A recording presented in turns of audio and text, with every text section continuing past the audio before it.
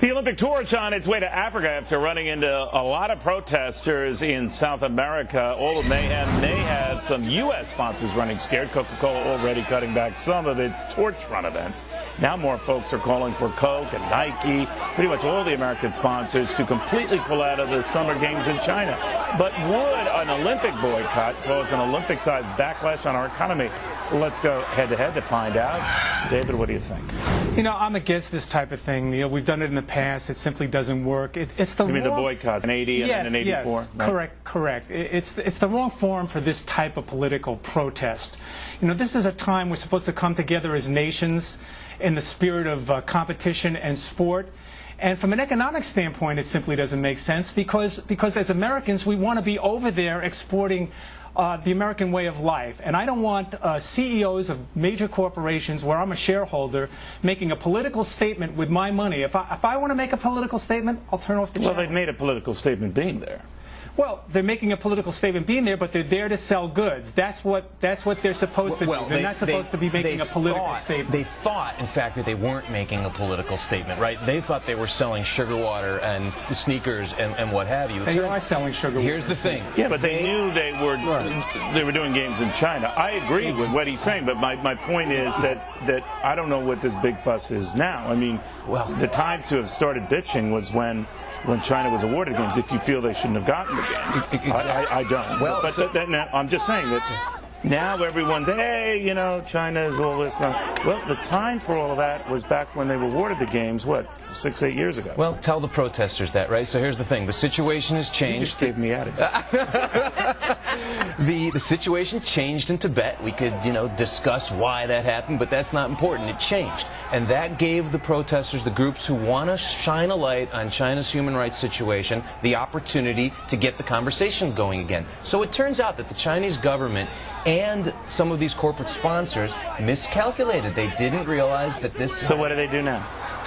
Of course, they stay in the games, and if they're smart, they find a way to say, we wish the Chinese would be better on human rights. I don't think this is going to have an impact on our economy in any way, shape, or form. Yeah, I think businesses are just about business, and they're not about making political statements. And the only time they run... Well, do you think there's any fear of association here? Well, there might be, but I think that American businesses are tripping over themselves to get at 1.3 billion Chinese consumers, not just today, but for the long haul. I think you're right. And I think they're very concerned about insulting the Chinese and taking away faith, and they do not want to do that. Exactly, because you have a choice of ticking off two groups of people, the Chinese or the rest of the world. Right. 25% of the population are scattered protesters around the world.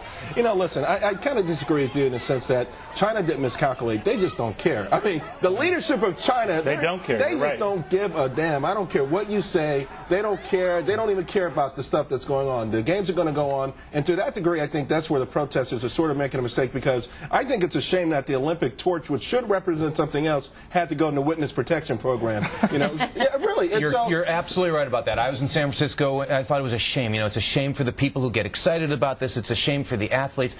I think you might be wrong. I think the Chinese might care. They are very excited about this being a big event for them to show the world how successful they are. Do you think this would happen in the political environment that we're in right now? It's an election year, and it's a populist message. I think it would have happened anytime. Yeah, because you know what?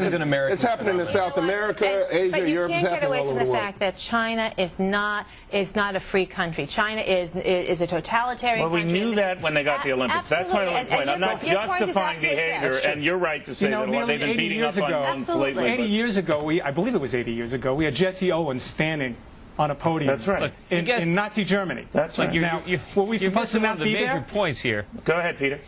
You know, I mean, first, we got an Olympic-sized problem on our hands regardless. But, China might be the only thing standing between America and the economic abyss right now. We got to be very careful how we treat the Chinese, what we say in front of the Chinese. They're the biggest buyers of our bonds, of our mortgage-backed securities. We're asked. Well, Peter, they get something out of it too, right? No, they don't. We buy a lot of their stuff. No, of course they don't pay for it. We don't pay for it. They give us their stuff. They give us their stuff. We're giving them little pieces of paper. So, Peter, where did they get the money to buy our bonds bonds if they're not getting any money from us? No, they're recycling their earnings back into our stuff, but they're not getting any Listen, real it's a product. symbiotic relationship. No. They have cheap labor and sell us cheap stuff. Symbiotic, myopic. Where are we going with this? It's not symbiotic if we don't export stuff to them. He was actually making a good point. There is a $500 billion of U.S. debt that is held by the Chinese. We know that, but everyone who fears, they're going to pull the financial Armageddon button. I don't fear it. They're as much beholden No, they're to not, us. Neil. I They're don't not. fear it, but I do say Well, recognize that yes, they are to infinity, and I'm the host, and that's No, the end Neil, of they're it. throwing good money after bad. Keep When talking, they wake Peter, up, but they're we're not going gonna to a do break. it. That's what we're going to do. That's what we're going to do, because I'm the host.